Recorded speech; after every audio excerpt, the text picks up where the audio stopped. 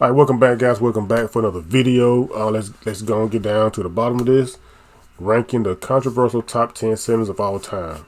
Of course, you got Shaq on here, is right here in this little shot right here.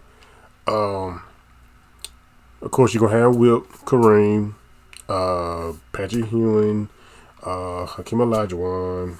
I can keep going, but we're gonna see who's number one. So let's stop talking. Let's get to the bottom of this. Let's just stop talking. Let's get to the video. Hey, now that was uncalled for by Shaq. That was rude as hell. I don't blame Chris Dudley for throwing that basketball at Shaq and hitting him in his back. Dudley does not even foul it. Oh, that was crazy. Hey guys, this is Dominique Wilkins. Hey, this is Sean Kemp. That was crazy, man. Hey, this is Pau Gasol. NBA fans, what's up? This is Vince Carter here. Hey, what's up? This is Matt Barnes. If you're an old school, I ain't gonna lie, Sean David, he got some dope videos, man. I'm digging his content. He got some great videos. Welcome back to the Basketball Time Machine. What up, Sean I'm your host, Sean David? David, thanks for tuning in. Let's talk some old school NBA basketball. Now, today's episode, I want to take a look at my personal top 10 bigs of all time, and obviously it's going to be a difficult list. But Oh, hey, this what your about a personal new top 10? challenge? Okay. But before we get into that, I want to remind you guys, please subscribe to the channel, and don't forget to click the notifications button so you always get notified once I upload a new video. All right, Okay. enough said. Let's dive right into today's episode.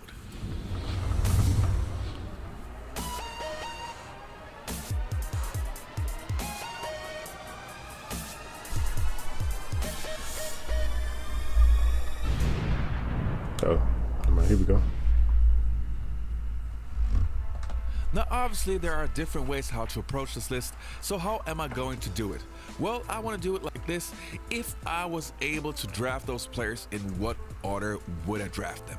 All right, so let's start. So, coming in at number 10 is Patrick Ewing, talking about a true warrior who never had the greatest supporting cast, but who still would compete for a championship. He kinda every single did. year.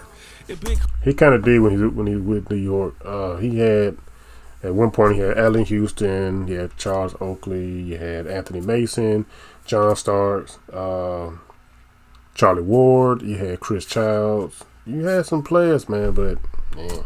who was a defensive force who would intimidate guards not to come into the paint, but who could average 25 points per game in a good season. Sure, he never won an NBA championship, an MVP, and all the other important accolades, but if you want a big on your team who would give you 110%, Ewing would be your guy. He makes the 10th spot on my list. Ooh. And the next Another player on crossover. my list, so coming in at number 9 is Joel Embiid, Oh. one of the 2 active players that I have in my top 10 list. Now we gotta put things in the right perspective. He only played a couple of years so far, and yes, we don't know what happens in the future. And even though I'm not the biggest fan of today's NBA, there's no denying that this guy has an incredible skill set. His post game reminds me so much of Hakeem Olajuwon. Then he can also shoot the outside ball. He's a great defender. He basically has everything you want in a big player. An important question to me is, would he be able to play in the 80s and 90s? Well, I would say definitely.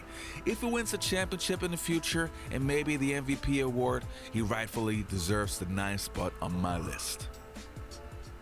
You made that shit.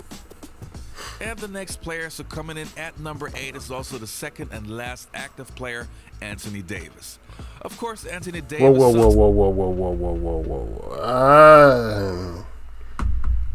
Anthony Davis is a power forward. He's not a center. He might played it a few times in his career, mainly because sometimes he had to, because the coach wouldn't play a small ball center, but he shouldn't be on this list, man. Sometimes plays the power forward position, but just like Hakeem Olajuwon, he simply can play both positions. Davis is a player who simply has it all, the complete package. A big who can handle the ball, shoot from anywhere, incredible defender, and a guy who could drop 30 points on any given night. If he was a better rebounder, he could even be higher on my list. But I think number 8 for now is fair. He got a championship under his belt and is a yearly MVP candidate. Why But don't you again, put him on there are this several list, though? players He's not that a I simply would center. rank higher. At number 7, David Hey. Robinson, aka the Admiral. With The Robinson, Admiral. I personally feel he could also be the 6th place, but hey, I had to make a decision. He, to me, is one of the most underrated players of all time. One of the first bigs who could really run the floor. He had a soft touch, and being left-handed, he was very tough to guard.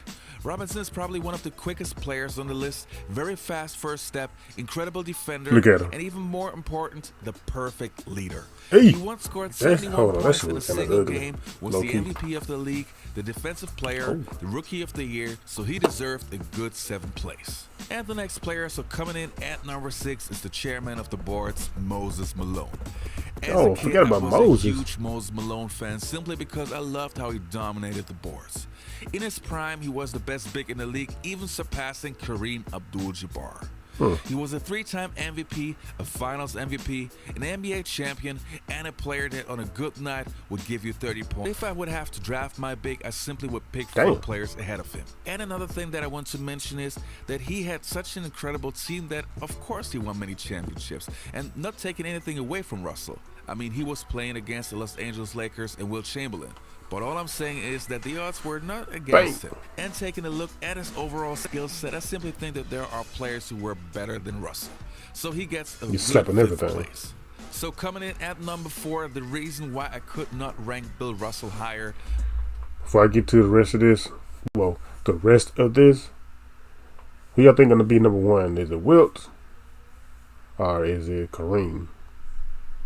My number 4 goes to Shaquille O'Neal, the most dominant force in the modern day NBA. Also a player who, in my opinion, was very much underrated. Now you might think Shaq being underrated, that sounds crazy, but hey, listen. Many people say that Shaq was just so dominant because of his physical presence, but nobody talks about that Shaq could handle the ball, run the floor, especially in his younger days. They did and talk he about had a that. great post game. I mean, his baby hook, his fadeaway, his step through, he had a very nice shimmy. So I just wanted to make sure that we don't overlook that. So his offensive game was far better than many people give him credit for. Hey. Then of course he won 4 Damn. championships. He was the MVP, the Finals MVP, and then this incredible personality. So if I would have to draft my big, Shaq would be my 4th pick. Yep, he did. Almost put it in, too. Here's Bowie. Shaquille. Damn, boy, this is forever gonna be a classic replay of him putting down gold down. That shit's crazy. Damn. To the roof. The Shaq attack. Here comes an ad, guys. What if every time someone swiped their credit card, I'm still stuck on him putting Anthony no Davis matter where you are or what as you're a center on this list? He's not a center, he's a power forward. He can play both, but he's a power forward. Damn. Now, my number 3 goes to Hakeem the Dream Olajuwon. And again, I'm pretty sure that not Yeah, I know he'd everybody be number agrees 3. with that pick, but Hakeem Olajuwon to me was just a perfect big. We all know that he probably had the best post game of all bigs on this list. I mean, come on, the dream shot Damn. was poetry in motion. Olajuwon would average between 25 and 28 points in his prime, but He had the a one crazy thing that ass stands out face the full of most to big me man. Hey. was his defense. I think he's the best defender on this list. And not only because he was this incredible shot blocker with a career average of 3.1 blocks per game, but he could also cover a guard in switch situations. Also, Hakeem was the first player who once was in the top 10 in 4 different categories. I mean, that to me says it all. And the next player on my list, so coming in at number 2 is Will Chamberlain. Wilt Chamberlain. Now, So there we know are who number many 1 people is. who don't take his stats seriously, saying that back in those days it was easy to score 50 points in a single game. Well, but if you have played basketball, then you know to score 50 points even against bad competition is not easy. And just to think that this guy would average 50 points per game for an entire season was just unbelievable. Damn. He's probably the The strongest heck's guy that? together with Shaquille O'Neal on this list, and I simply think that he was far ahead of his time, and I'm pretty He sure was he athletic would be as hell, able to too. play in any era. Another thing that many people seem to forget is that he was this incredible rebounder, averaging 27 rebounds in a single season. I mean, come on, those numbers are simply unreal. Now the number 1 position goes to Kareem Abdul-Jabbar. The best big of all time in my opinion, not only because of his incredible skyhook, the most deadliest weapon of all time, but Kareem was so much more. He ran the floor with Magic Johnson, and in his prime he was a good rebounder, an incredible passer for a big, a lockdown defender, and there's a reason why many people consider him to be the best player of all time. Hookshot isn't really popular in today's game because players coming up, they've watched film of Dr. J and Michael Jordan, and that's how they want to play. You know, Kareem is the greatest. I mean, in terms of centers all time, Kareem is the #1 guy. In terms of players all time, Kareem is still the #1 guy. Huh. You know, he's the guy you got. He's the guy you got to start your franchise with. Because you get 20 years. You get 20 years, and you get leadership. You get excellence. It's the ball into Kareem, swing left to right hand, 8-footer is good. Boy, that hook shot was Brown up inside. crazy. And Kareem with the skyhook. Chicago found Kareem Abdul-Jabbar virtually unstoppable. That takes care of that. That's 11 points now for Kareem tonight. When you say the big man, you're talking about only one man. Goes in low to Kareem Abdul-Jabbar.